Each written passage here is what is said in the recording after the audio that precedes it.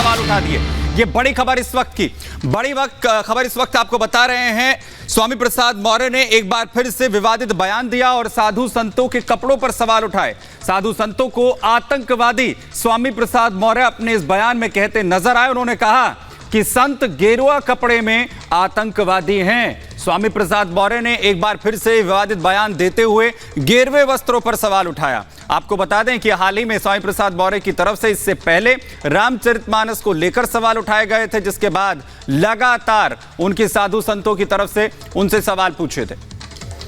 और इस बीच जिस तरीके से उनकी ओर से बड़े बयान दिए गए और अब एक नया विवाद खड़ा हो गया है, जहां पे संत गेरुआ वस्त्र पहनते हैं, लिहाजा उनकी ओर से ये कहा गया कि संत गेरुआ कपड़े में आतंकवादी हैं। ये एक तरीके से बड़ा बयान दिया गया है। सुनिए क्या कुछ कहा उन्होंने। वह हमारे सहयोगी विवेक इस वक्त स्वामी प्रसाद मौर्य के साथ हैं, क्या कुछ कह रहे हैं जरा सुनवा देते हैं। समाजवादी पार्टी के वरिष्ठ नेता स्वामी प्रसाद मौर्य जी इस वक्त हमारे साथ हैं। स्वामी प्रसाद जी, कल आपने जिस तरीके से अपना एक बयान दिया है कि गेरुआ वस्त्र में जो लोग हैं वो आतंकी हैं, उस बयान के मायने क्या है? भाई, क्या किसी साधु संत का स्वभाव किसी का गला काटने, किसी का सर काटने, किसी की हत्या करने का होता है? क्या किसी साधु संत का ये बयान कि मौर्य जी की हत्या कर देंगे, मौर्य जी की सर काट देंगे, मौर्य जी के लिए मैंने तलवार खरीद के रखी है, इसी तलवार से मैं उनकी हत्या करूंगा, मौर्य जी का मैं जीभ काटूंगा, मौर्य जी का मैं हाथ काटूंगा, कान काटूंगा, नाक कान काटूंगा, क्या यही आचरण है? अगर यही आचरण है तो यह आचरण आतंकवादियों का है। तो क्या जितने लोग भगवा कपड़े में हैं सबको जो भी इस प्रकार के आपराधिक कृत्य और आपराधिक बयान देते हैं वो साधु हो ही नहीं सकते। पर आपने गेरुआ कपड़े की बात की ना, मुख्यमंत्री भी वही कपड़ा पहने। साधु वेश में जो आतंकवादी भाषा बोलते हैं वो साधु नहीं है, आतंकवादी हैं। आपका जिस कारण उन्होंने ये बोला, आपने रामचरितमानस का विरोध किया, अलग अलग समय पर राम को लेकर के आप कहते रहते हैं, उसके बाद ये विरोध आया, तो क्या गेरुआ कपड़े में जो भी बात तो ये बकवास है। मैंने कभी न राम का विरोध किया न रामचरितमानस का विरोध किया।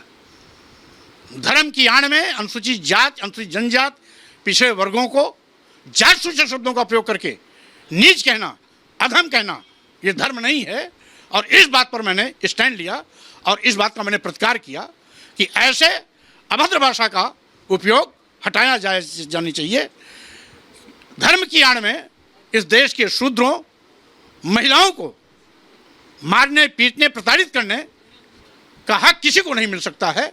धर्म की आड़ में शूद्र समाज के लोग जो पढ़े लिखे विद्वान हैं उनको अपमानित करना धर्म नहीं हो सकता है। मैंने ये कहा था। सारे गेरुआ कपड़े वाले कैसे? अगर किसी ने आपको कहा तो सिर्फ वो आतंकी मैंने साधु वेश में जो आतंकवादी भाषा बोलते हैं, घुमाइए नहीं, आतंकवादी भाषा का प्रयोग करने वाले जो भी गिरवे वस्त्र में हैं वो आतंकवादी ही है, वो साधु संत नहीं हो सकते।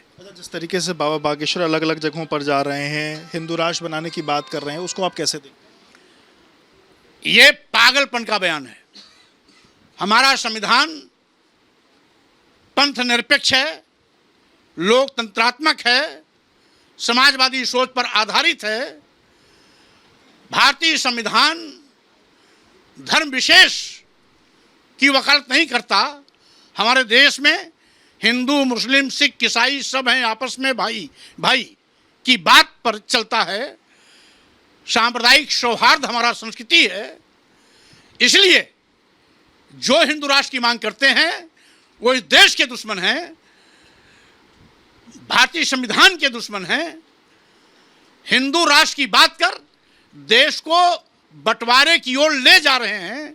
जो हिंदू राष्ट्र की बात कर रहा है वो देश को बांटने का बीज बो रहा है। हमने देखा अलग अलग जगहों पर जहां पर भी बाबा बागेश्वर जाते हैं, भारतीय जनता पार्टी के जो लोग हैं वो उनके समर्थन में उतर जाते हैं, बाकी जो लोग हैं वो उनका विरोध करते हैं।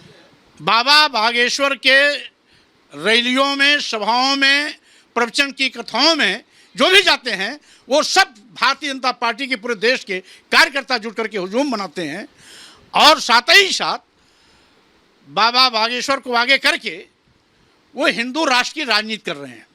अच्छा, एक सर आखिरी सवाल है। कर्नाटक चुनाव में जिस तरीके से बजरंगबली का जिक्र हुआ था, उसके बाद मौलाना अरशद मदनी ने कहा है कि कांग्रेस अपनी 70 साल पुरानी गलती को सुधारेगी अगर वो बजरंग दल पर बैन करती है। तो आपकी पहली बात तो ये कि राजनीति में धर्म को घुसेड़ना ही नहीं चाहिए। भारतीय जनता पार्टी राजनीति को आज धर्म और धार्मिक मामलों को घुसेड़कर कहीं ना कहीं दूषित कर रही है। ये तो कांग्रेस ले आई थी ना, कांग्रेस ने कहा था बजरंग दल को बैन करेगी, फिर बजरंग दल और हनुमान और बजरंग बली कहाँ से आ गए? बजरंग दल राजनीतिक पार्टी का एक छाया कमेटी है और जो शैडो ऑर्गेनाइजेशन है वो बजरंग बली कैसे हो सकता है?